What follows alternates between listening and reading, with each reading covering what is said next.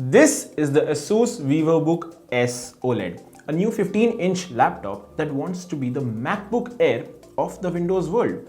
But they already make this laptop, so how is this one different? Let's find out.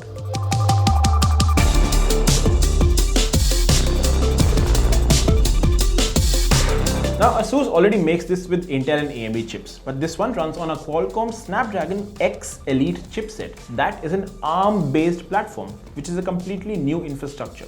How does ARM work? Well, it's the same way that MacBooks have been running for the past 4 years, with the M series of chips. That was Apple ditching Intel and going the ARM way, and that worked out really well for them.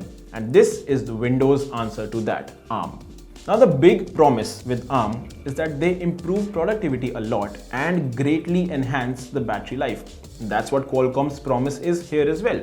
Let's find out. Here's what I have liked in my 2 weeks with the Asus VivoBook S, and I love the battery life. You know, I no longer have to carry a charger for this laptop because I have never managed to kill it in one single day of use, and I am a heavy user.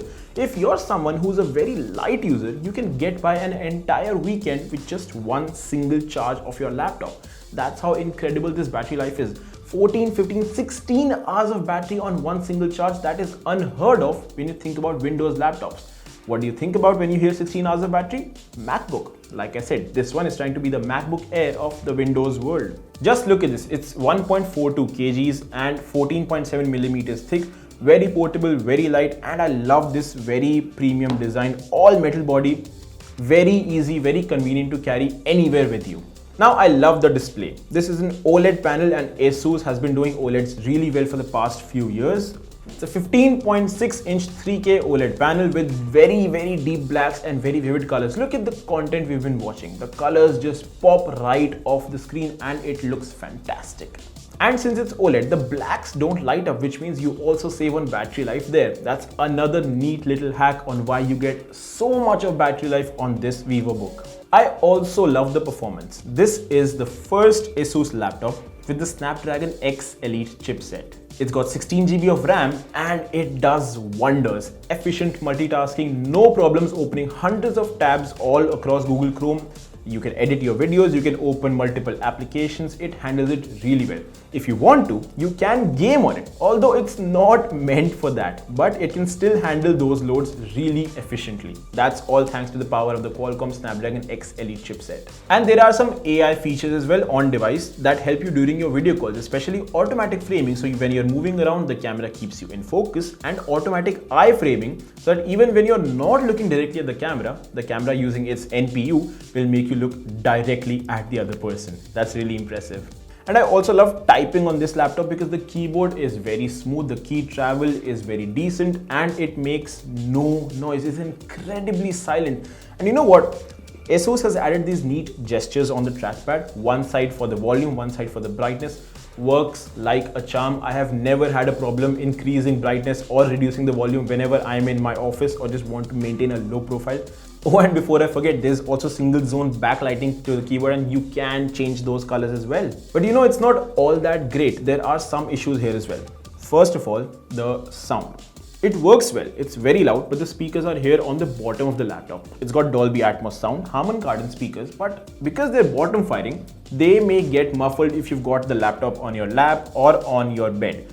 If it's on a table like it is right now, there's absolutely no problem. It's very loud, very crisp audio. But on your lap, which I feel is where most people use this laptop, you might run into some problems. And now the big problem with ARM Windows laptops is app support. You know, when Apple moved over to their M series of chips, they had some time before all applications ported over to M series before they saw some success. That's the same case here. Not all of your apps will be here. A lot of these commonly used applications like Google Chrome, Adobe Suite are all here.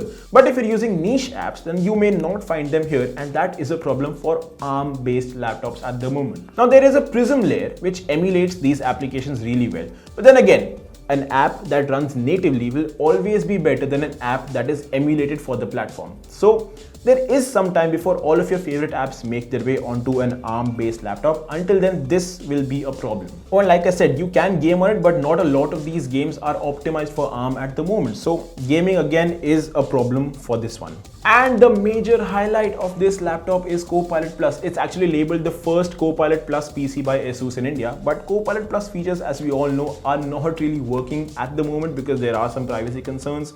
So it's not able to justify what it is labeled for. And this laptop costs 1,24,990, which is a great deal because you're getting a lot of incredible hardware.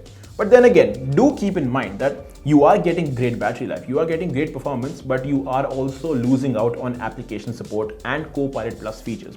If those things don't matter to you as much, well then by all means go for it. But if you want all your favorite applications to be there, if you want to play all of your favorite games while it can handle it, then you're much better suited off to Intel or AMD versions of this laptop. They come in the same chassis, the same incredible design, and they might be slightly cheaper as well. But this, in its ARM state, is an incredibly well performer, great battery life with tiny caveats.